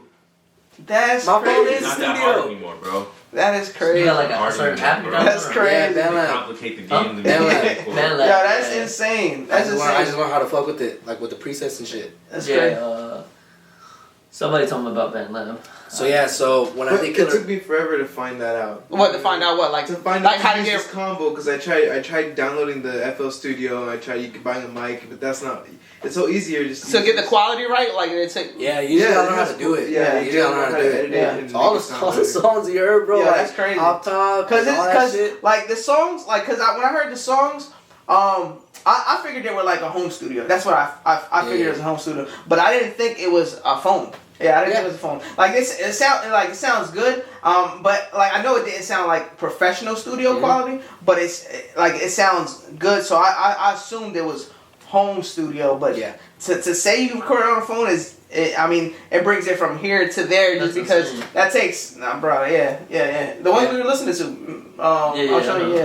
Yeah. So, that's crazy. That's crazy. So when I did Killer Instinct, I was going to a studio, but it was a community studio from the homie who I did the song Killer Instinct with. Wait, so all your albums are off your headphones? Yeah.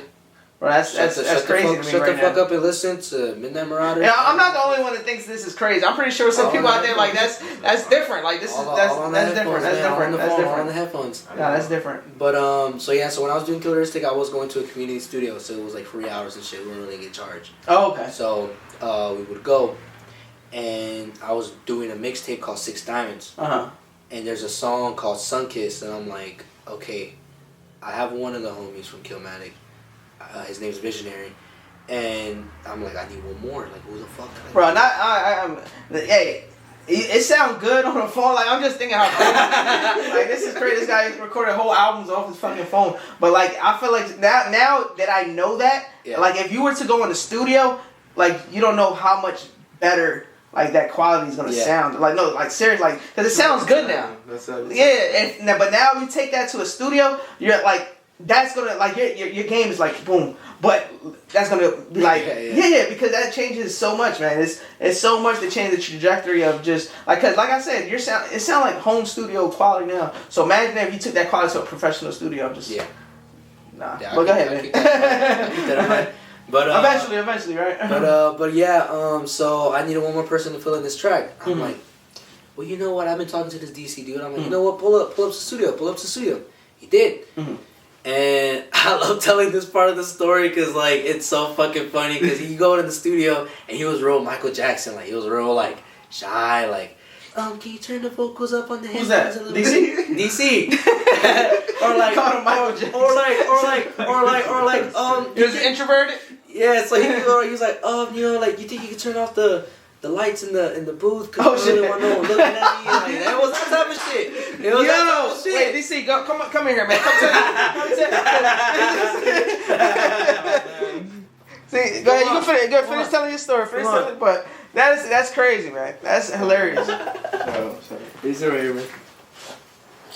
But yeah, so he was real like that. He was real introverted like that and shit. And then I heard him spit, and I was like, man, what the fuck are you introverted for, man? Like, your voice sounds amazing. He killed it. He saved that song because I needed one person. And that's how our connection got. And then literally, after that song, we did another song. And then that just turned into a bonding relationship. We started talking on the phone and just became the closest of friends. He was giving me rides even when he didn't even know me. So he was giving me rides back to the house and to the studio and shit when he could. And he didn't even know me like that. So when I saw that, I'm like, oh, that's real. You know, it doesn't take much to know what's real, what's fake. Yeah. You know what I mean? It's easy to decipher people. Yeah. Nah, that's my side. That's my side. So that's your truth. What's your truth? Oh, I met him? Yeah, how it all transpired. Yeah. Leading up to Sunkiss. If you want, you can move that pillow. Down. No, I was just grabbing that.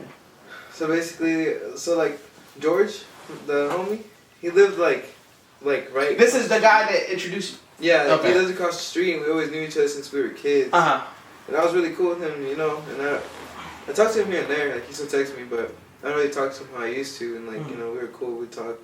He come to my house randomly, and like this is when we were like little kids, you know. And all of a sudden, he just texts me out of nowhere about him. And I'm like, oh shit. And like I asked George, I'm like, can you give me his Instagram and shit like that? And like he ended up giving it to me, and yeah, I hit up LG, and yeah, and like the first time, like he heard my music, and I heard his music, and I fucked with his music. I'm like, holy shit, like he has a lot of goddamn music, like,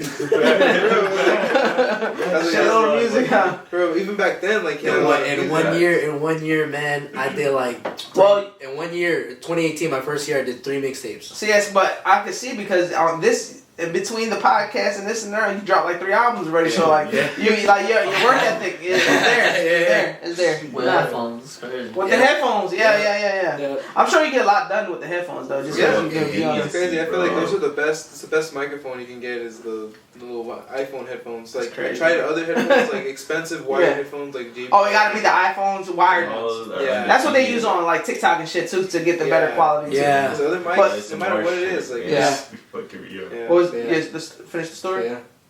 Oh, yeah. He's like, I'm high, bro. That's what I was talking about. Nah, but yeah, so we ended up going to the studio and we recorded that song Sunkiss. So he needed somebody on it. I fucked with it instantly. Like I just instantly had something for it. Like and we did that shit on the spot. Kind of like how we did like recently we have a song called 12 a.m. in the Tone. We kind of just did that right there. Yeah, that's on this album. Yeah, that's on this album. The like, Midnight. Yeah, that song was just like organic. You know what I mean? Yeah. Like out of nowhere, we just wrote it together. We're like back and forth. Let's do this. And then this like, if you notice, like we're back to back on the bars and like. Yeah, I heard that. That's how it felt when we did Sunkiss. Like it was just instant. Like I knew already. So you came in there like Michael Jackson, like you a little bit shy and shit. Yeah. Was he more like the opposite or what? Yeah, he was just like he walked up to me. With his chest out, was he pumped out his chest? Like, didn't you send Sylvie to come get me? Yeah, I said. Oh, he just sent someone. Oh, he was bougie back then. Yeah, he had an assistant. That's crazy. Yeah, I was just like walking. That's crazy. I think I was with like my ex at the That's time. wild. Little Johnny Wild boy. You still got an assistant? No. You fired him. Oh man. Nah, That's crazy. But yeah, we were just like I remember walking in there and seeing the Soli dude. I see him walking in and like he's just like.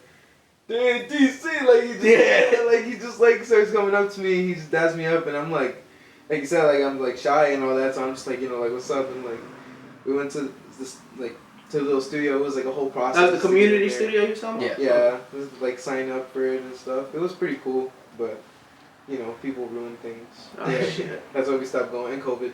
Yeah. So that was another reason. COVID and like people just kind of didn't take care of it. Yeah. Oh shit. You did come in there like that though. I Yeah. wasn't lying. Yeah. Yeah. Yeah, I did come in and I was just, I don't know if I sounded like that at the time. I probably sounded, that was like what, almost 4 years ago? Yeah. Almost 5 years. Like, I would tell him, I was like, can you turn on the light? Because it was like bright like this in there. I was like, You said turn off the light? I was like, can you turn on the lights a little bit? Because they had like a dimmer. But you didn't want them to see you? Yeah, I don't want them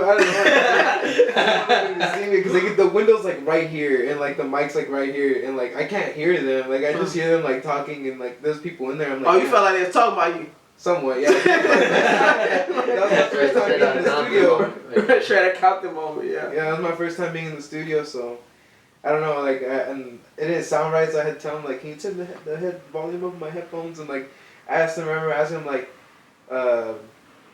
can I like not hear myself? Like, cause I kept hearing myself and it was messing with me. I was like, I don't want to hear myself. So, yeah, that's basically how it went. Gotcha. Yeah. Yeah. Got anything for us? No. Oh wait, no, you didn't ask a behind the scene question. That was we had a behind the scene question. Yeah. From Bunta. What's your behind the scene question? Since you know him, this should even be As if better. you said you sound like Michael Jackson. That boy made it sound like Shrek. I ain't gonna lie. What do you plan to do with the Iconaclast? What I plan to do with the Iconaclast is just take it over the fucking moon, man. Take it over the moon. Like, we're gonna move. Yes, we're gonna move together. It's a group, but like we're all individuals coming as one. You feel me? Like fucking Voltron. You feel me? So that's how I see it, and I want to push forward, and I want to start a movement. I want to start that resurgence of what was said, or what I said earlier, like the early 2010s. Like with the Drakes and the kids, like they were all new. Yeah. And we haven't had that in a long time Right. since then. Like our Future was coming out, Right. Era was coming out. You feel me? Right. He's Who's the that next? mob. Yeah. Who's the You next feel me? now? Like what's going on? Yeah. So if we have a talented group of 5 people, 4 people being the rappers, like what's the limit? What's the limit? So like with that, going based off of this question he asked you. So in San Antonio, right? How do you see like the music scene coming together and shit like that? Oh, that's rough. Great man. question. That's tough, man. I feel like Great starts with everyone kind of being on the same goal. Mm-hmm. I feel like everyone has a lot of different goals, and I feel like there's a lot of ego in mine. Mm-hmm. So I feel like when you put that to the side and you say, hey, you know what? I'm gonna talk to you man to man. I'm not talking to you as Little Giant. Right. I'm gonna talk to you man to man. Let's work together. Let's make the same goal, because a lot of people get too caught up in the beef and the petty shit and you did me wrong, so I'm gonna do you wrong type shit, and we just end up killing each other. Like I feel like the San Antonio scene, and he'll tell you in a little bit, has a lot of potential, but it's just that crab in the bucket mentality that we just need to get rid of. So I feel like, and again, I don't feel like there's a lot of representation for that. because a lot of the OGs that were here, like, they made it to a certain, and no disrespect to them, but they made it to a certain ceiling, and then they stayed there. You know? So, but who's some OGs? Like, who's some OGs that you really look up to as far as? Oh man, I look up to a lot of OGs that went further than the ceiling. Like a lot of Mad One, Texan, who I have on the song, on Midnight Marauders. Just people like that. You feel me? Like even like Set the Tone T. Like a lot of dope people who show me love, who reciprocate that love back. But it's not even. I'm not even talking about just them. I feel like.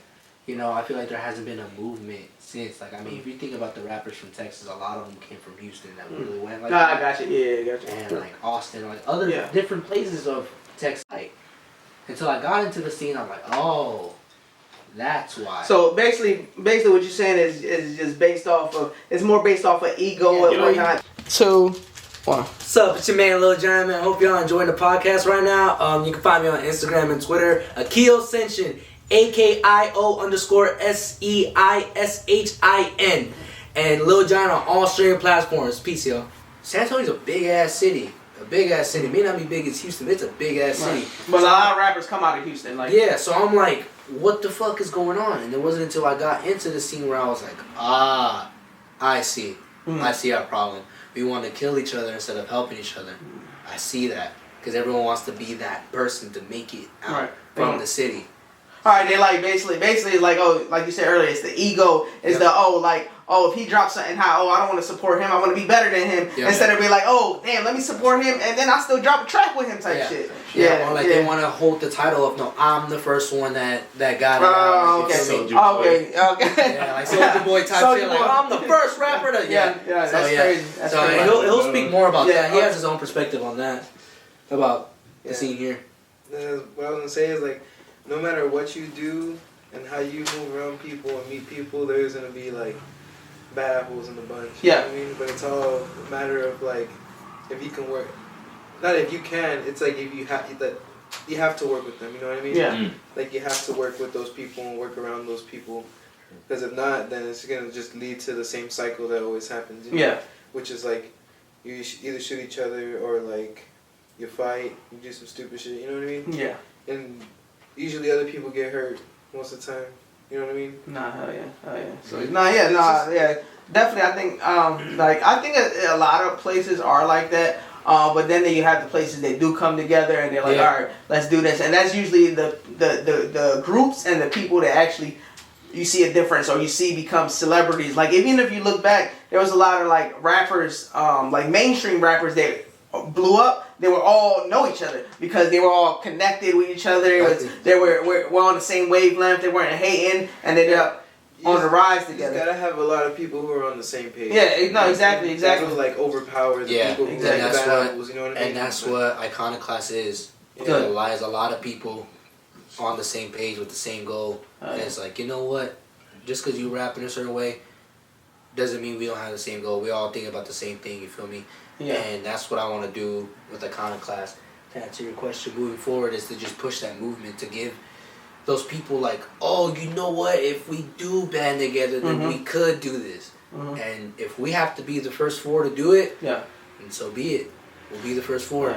Iconaclast. I really like to see that. I hope y'all push forward, and I hope y'all do what y'all gotta do. Y'all gotta make it happen. Hope y'all work good as a collective. Hopefully it works better than your past groups and brands and stuff like that, man. Definitely moving forward. And like, I'm glad you answered his question. I'm glad he had behind the scenes questions. Give a different perspective with Iconaclast. Looking forward to seeing more of that, man. Yeah. But Lil Giant, question. You know, the question I usually ask. I've asked you before. Maybe it changed. Maybe it hasn't. When it comes to music, it comes to life, comes to anything, what is your thrill? Living. My thrill is being able to wake up every morning, open my eyes, and just live the next day. I feel like if something was to change over the past years, that is the value of time. And because, you know, time's money, and I'm not trying to go bankrupt, you feel me? So just the value of time, value like of yourself, you feel me? So that's what gets my thrill. It's music still. It's always gonna be music forever. But as I grow older, it's time, man, because we don't have much of it. We all have an expiration date, you feel me? So it's just living the best we can every day while we still can. Nice. And if you could say anything to anybody out there, it could be whatever, give them some encouraging words, some motivation, what would that be? To keep moving forward, man, to keep moving forward. Like, I know a lot of people, and including myself, I'm not perfect, struggle with that self-doubt, struggle with that being your own worst critic, you feel me? Because you just want to get everything right. And just in life in general, too, you feel like it's your fault and stuff like that. I'm here to tell everyone that it's not. It's just, it's a mental game, you feel me? It's a mental, like Mob D, there's a war going on outside, but it's in the head. Yep. That's the war in your head, you feel me? So, what I would like to say is just know your value, know you. Know you. Don't perceive, don't act like the image you perceive yourself when you meet other people. You feel me? Like, first impression, you want to act your best. Okay, it's about actually being that person. Being that person that you say you are. Following that footsteps. Like, if I say, oh, I have fun, I show love to all the people and the artists in San Antonio, and I'm going to do this with Iconaclast and all that stuff. Okay, now I have to actually prove it. Because the words don't mean shit without the actions. And so, just value yourself. Value you. Know you. Love yourself. That's what I would say to the people there. And again, anything's possible, man. Sky ain't the limit. There's footprints on the moon. You feel me? That's how I feel. I like that. You want to answer any closing questions for? Not really a question, but just because you brought up anything is possible. So you remember how I told you I just enrolled in school and everything. So I feel like God puts us in a certain place, like at a certain time for a reason, rather to give us a sign or something, right? So I thought I was supposed to be in my psychology class, but I was actually supposed to be in my math class, not psychology. But I got it confused because the advisor ended up telling me don't come Monday because it's Martin Luther King Day. Because they come Tuesday though, and that's when your schedule starts. So I'm looking at my schedule. It says 11 a.m. for this one, 11 a.m. for this one. I'm like, how's that gonna work? How both classes gonna go on at the same time? But I'm going to the first one because I'm the first one on my schedule. So I go there, and ain't nobody here, bro. Wait, both your classes at 11 a.m. Yeah. That's crazy. I'll explain that. That's crazy. So there was a paper, and the paper said like anything is possible. It said even if you think it's impossible, like the word itself says I'm possible. I was like, oh, okay, and just hearing that, like I'm like, he was like, I could be in two places at once now. Like that really.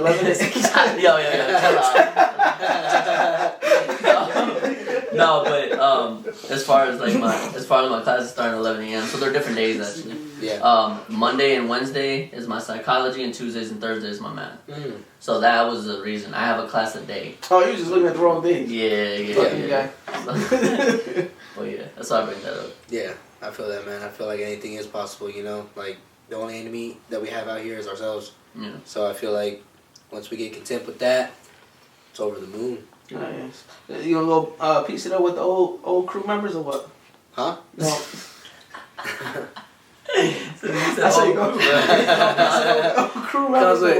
Comes with time, man. Comes with time. I'll talk to someone. Because you were I was gonna say you were easy to talk about the Killmatic group, but I guess since that was so old. But maybe for part 2, he'll come back and talk about the Clean the Nasty story. Yeah, man. It's just everyone's their own person. Everyone has their own beliefs and shit, and you know, like what happened. And I feel like with closure, I feel like I gotta say this to a lot of people too. Yeah. With closure, it doesn't have to necessarily come by the person. Yeah. It comes by acceptance. It's like, oh, this is my fault, like, because I did this, and I'm probably never going to talk to this person again, but I know it's my fault, and I know, like, I could have done better, so I learned from that mistake, and I'm going to be better. Or sometimes it's a situation you can't control. Like I tell everybody, like, control what you can control. Don't control the uncontrollable. That was a situation I couldn't control. So I look at it as, like, you know what? You say you couldn't control? That I couldn't control. Oh, okay, gotcha. That I couldn't control. Gotcha. That was... Something out of your hands. Gotcha. Something out of my hands. Gotcha. And... it's just more so like, okay, you know what? Like, that's out of my control. I did my part with that. I pushed it to a level I could push it at. and you know I'm gonna just do me now. I'm gonna do me, and when I started doing me, I met Bunta and I met Curbs. We were like, and it's funny enough because the event that we met at was called Under the Stars, and it seemed like the stars were aligned. Gotcha. True. So how long after that podcast you did until y'all broke up? I'd want to say like around. I think we did. It was in January of last year, right? Like September, yeah. So we were still a thing in January of last year, and then by September of last year of of 2023. 2023 January you came. So then September you were. Last year, like I guess September or some shit like that. It was January last year, right? Yeah, it was around this time. Okay. So where it broke off was like around September. Okay. And I was going through rough stuff then. Like even throughout from here to eternity, I thought about like retiring because I was like. Retiring what? Music? Music. Oh I shit. was like, man, like I don't know anymore. This was before you dropped them albums? No, this was after I dropped it. Oh yeah. You So I was like, man, I don't know. Dude, you dropped 3 albums. Like, dude, some people don't even drop one fucking single. That's you know what I'm saying? No, seriously. Some people don't even drop one album a month. Like, that's some work ethic, man. Yeah, and then again, like my girl, she's been my rock. I thank her for all that shit. Thank her for all that. But she was telling me like, hey, like you know, like you should really reconsider. Like this is something you love. Like you shouldn't walk away from it. Yeah. She said if you're gonna walk away from it, at least know that you're done. Right. Because she felt like there was some unfinished business. So she was kind of unintentionally, like intentionally, but not like directly telling me that. Like you have some unfinished business. That's why she told me like if you're gonna hang it up when you know you've done everything you could. And there's a lot more. What made you almost quit the shit? Cause just a lot of like politics that just came in that I wasn't prepared for, that I was aware of, like learning about like the hip hop stuff.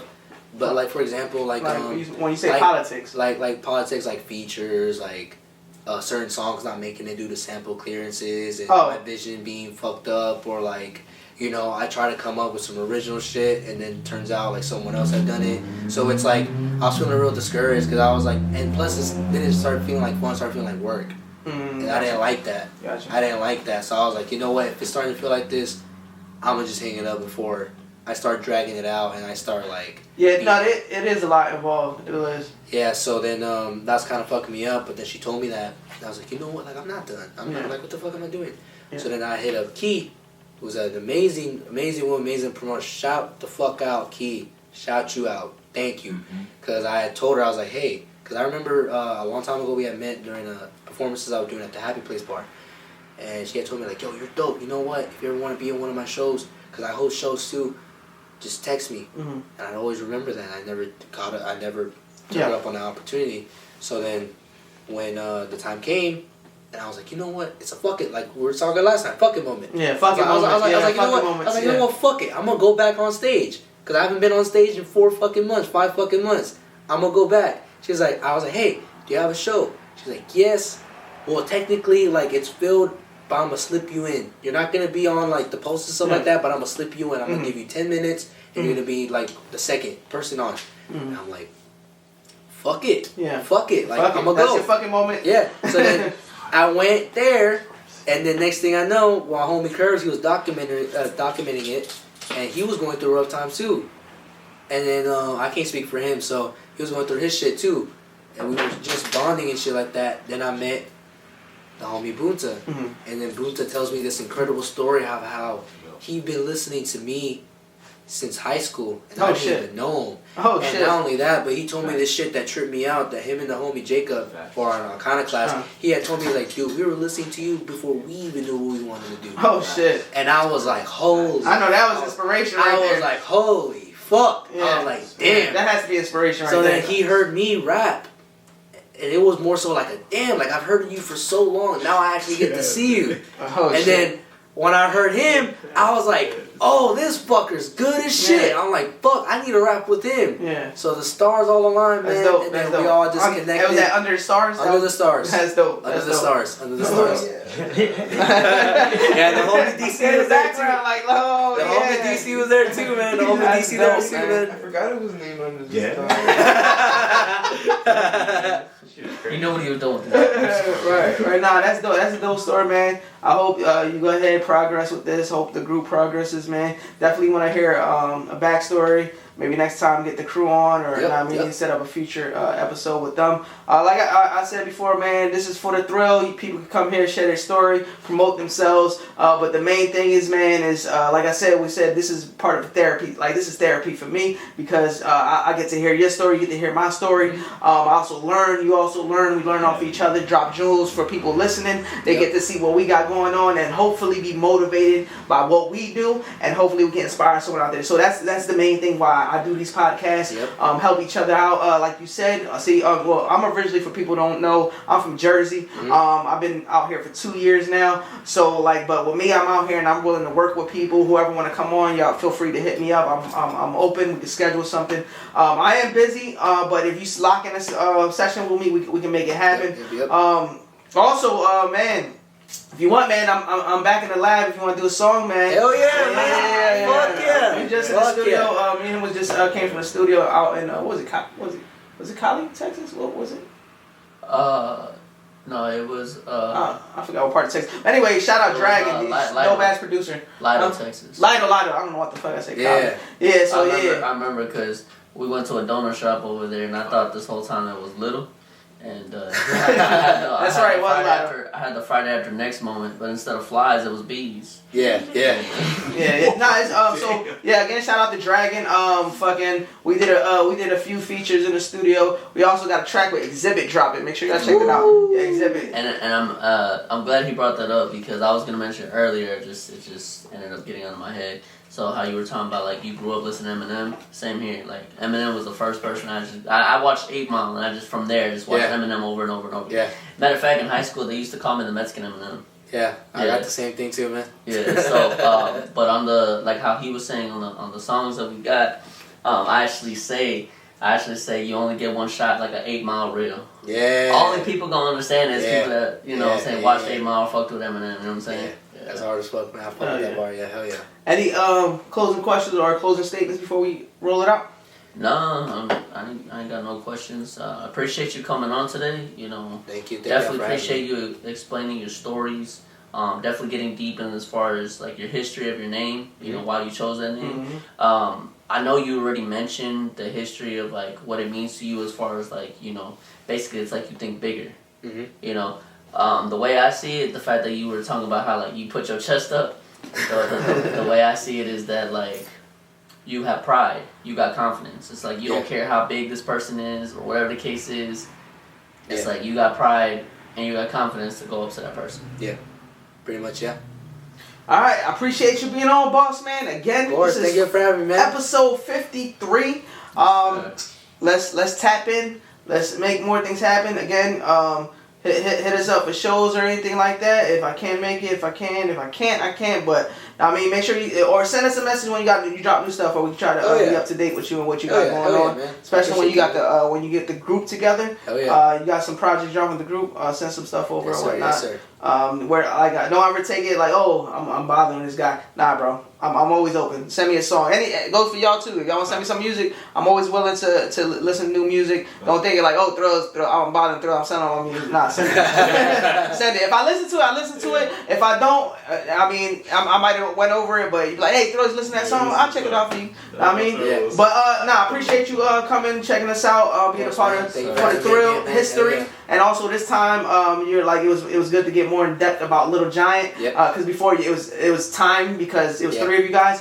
But yeah, man, it's good knowing more about you and what you got going on. Looking forward to the future of what you got going on. Again, For the Thrill Podcast, episode 53. I'm your host, MC Thrillz. Papi X Dinero. I'm signing out with special guest, Little Giant. I move just fine, trust me. Yeah. So much work for y'all. Elect me to be the dope man serving y'all. You can spend your last 5, it's worth it, y'all. Cause so much work for y'all. I know this economic depression hurting y'all, but I got so much work for y'all. Once the clientele popping, I'm setting up shop and knocking my competition smooth out of the box. Till the word can't be removed out of the block, and y'all cut like to be removed out of the drop. Such a good fucking podcast. Hope y'all get to know me a little bit more, a little bit better. And hopefully y'all go check out my music, you know what I'm saying? This is For the Thrill Podcast, MC Thrillz. Thank you for having me, and hope to see y'all again soon.